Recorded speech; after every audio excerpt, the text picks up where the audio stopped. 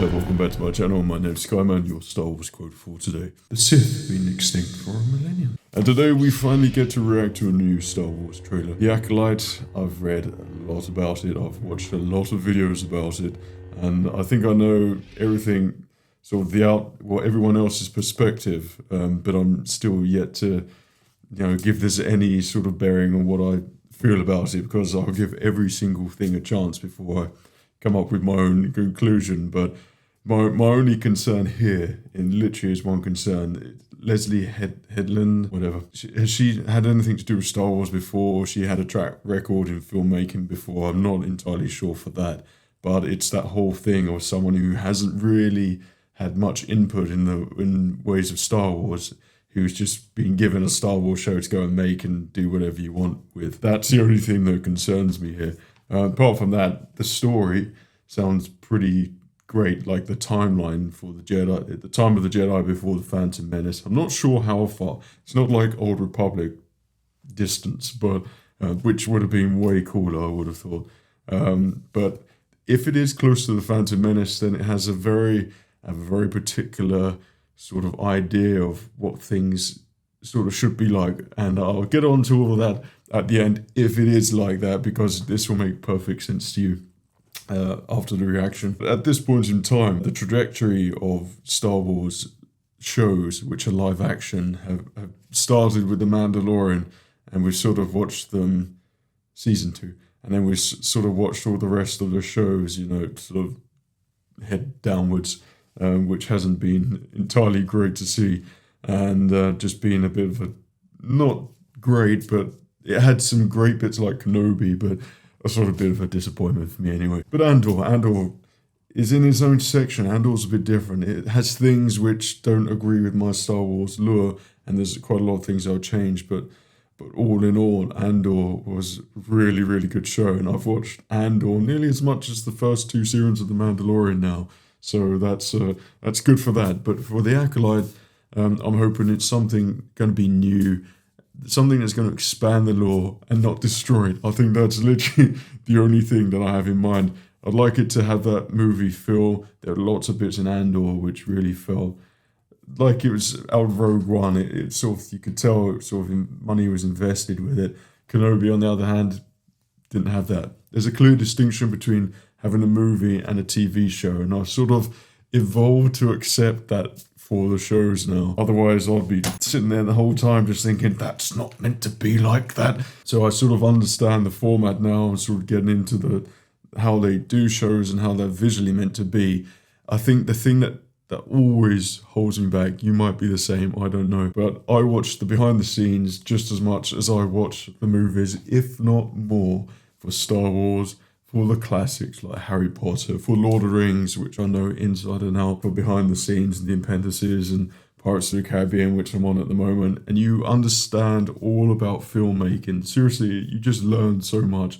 They're the best things to learn about how to make films, and it's getting those insights on how films are made is what forms my opinions now. And having watched all these things and loved them since I was a young teenager and got my videos and DVDs and trying to find as much as I could about the films as possible, then that's where I build my foundation for my thoughts and opinions now to how I see Star Wars and how it kind of should follow that sort of thing, as opposed to just being cheapened and being more like just a standard TV show, something you'd just see on TV. Knowing how much money is spent on these shows, you would think you'd be getting the movie quality experience, and that's been lacking, I suppose, in a lot of shows. So those are my sort of hindrance things in the back of my mind there. I always think like a trailer for me is what the creators are trying to tell you, what the feel of the project is going to be. And they've specifically designed and used specific bits to tell you that in the trailer. So yeah, that's always in my head. But for the trailer, are we going to see much of Jedi Temple? Is it going to be like the proper Jedi Knight robes? Because I can't imagine the Jedi, unless they're ancient, I don't feel like their costumes have changed that much. It's something about a Jedi's costume, which is perfect, like Qui-Gon Jinn, Obi-Wan, Ki-Adi-Mundi, that like they have a very specific premium, expensive look, and it looks like they're being professionally made. watch the behind the scenes. You'll find out all about costume making for the Star Wars movies. Small things like that. I hope it follows through with the Acolyte trailer there as well. I did meet someone at Star Wars Celebration, and he was an awesome chap. Hello there if you're watching. And we talked a lot about the Acolyte. He worked in the creatures department, so I'm looking forward to seeing all of that, because it's the aliens that make Star Wars, you know, and the droids.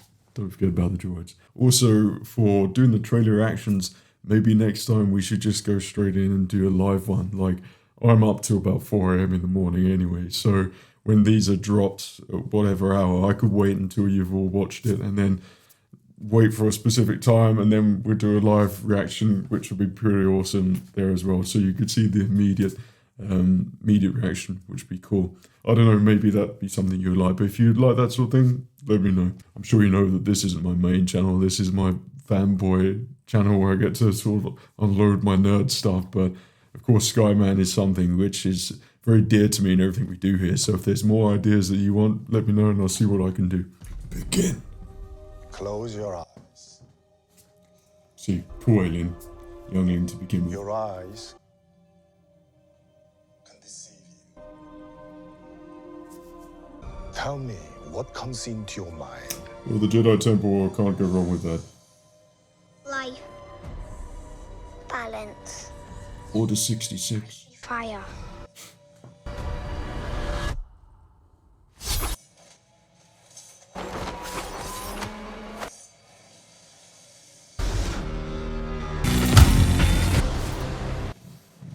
I thought that was Someone's killing Jedi. the modder from the Book of Boba Fett. I sense the dark.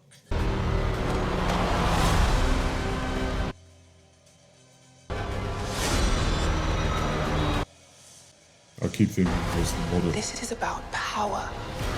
And who's allowed to use it? What is that?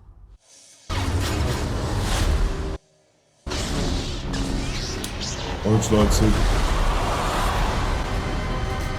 Well, that last bit was pretty good.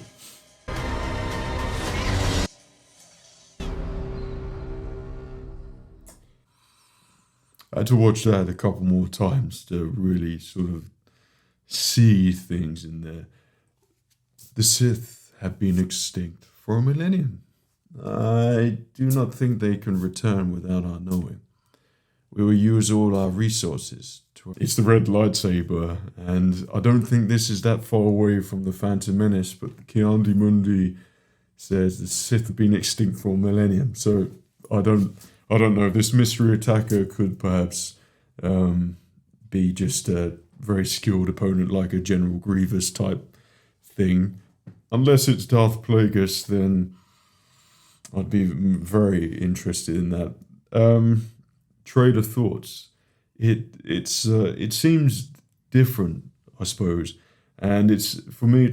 That seems really hard to gauge what the show is going to be like, and if it's going to be something which I like overall.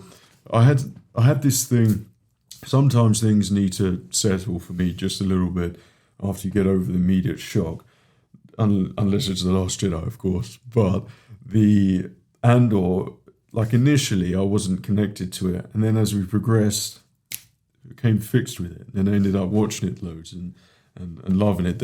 With things which I'll change, but it's just more sort of a visual thing. For this, it's weird. Like the what I said at the start with the costumes and things, like the Jedi. There's a very specific look that I see in the Jedi when they're walking around. Like I said at the start, I would say at the end, it's that point in the Clone Wars where Yoda's having his vision. He's on the Jedi Temple, and you see all the Jedi there from his past, and they're sort of, everything is sunny. You've got the tree, all the Jedi standing there, and they sort of look behind at Yoda, and Count Dooku's there with Qui-Gon and Obi-Wan, and that's the feel which I have for the Jedi just before the Phantom Menace during this sort of Republic time. I don't know, I just didn't have that thing that you have when you see a Jedi Knight. It's a special thing, you know, it's a special moment. But I think all the Jedi that we've seen in the shows tend to have this sort of feeling like it's fan-made. Maybe this is a TV show thing, I'm not sure, but going with the protagonist there, who I assume it's that girl who looks like the mother out of the Book of Boba Fett, I'm sure she's going to be great, but there's always that thing, like the villains, you think about them. Even when it comes to Snoke, Snoke was a very interesting character to begin with. Kylo Ren, for example, an interesting character because of his loose temper, and we know where his lineage, basically. Count Dooku, you know, a very upright, skilled opponent, upstanding gentleman, you know, who's got this superiority, but not to be trifled with whatsoever, so that fear is with him. Darth Maul, look at him. Darth Sidious, look at him. You know, we know what happens.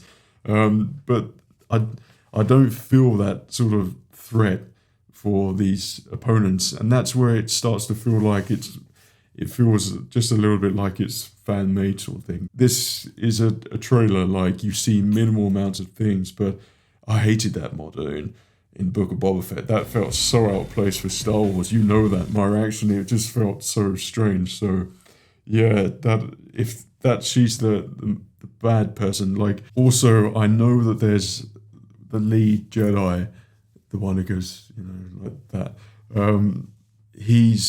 Is it Squid Games or Squid Sauce? I've never watched it. I'm really not into that sort of thing, but I know that he's very, very popular from that show, so he's going to carry through a big fan base into the show. So that's clever what they've done there to do that, and I think there's probably a couple more actors in there which are very well known, but for me, I don't know a single person in there.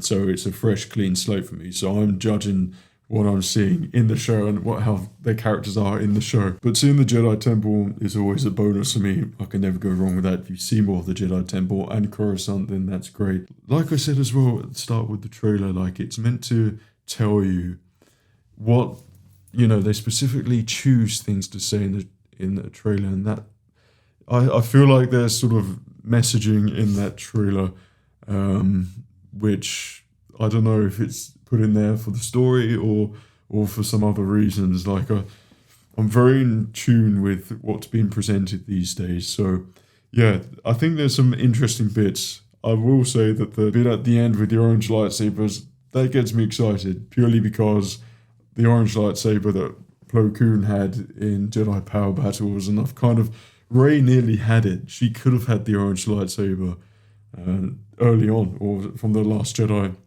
onwards. Why she didn't make her own lightsaber very early on to have her own iconic thing is beyond me. I'd never understand why she had it at the end when it's like, that's cool. Why didn't we see that at the start? So we're finally getting that on screen. Orange lightsabers, which would be pretty awesome as well, and see how they kind of all get phased out when all the Jedi have blue and green lightsabers. But so yeah, I really don't know what to think from that trailer. That one's sort of really hard to get a concept on for me. But when the show comes out, which is surprisingly soon, we'll know all then and watch it all together, which would be a lot of fun. I hope.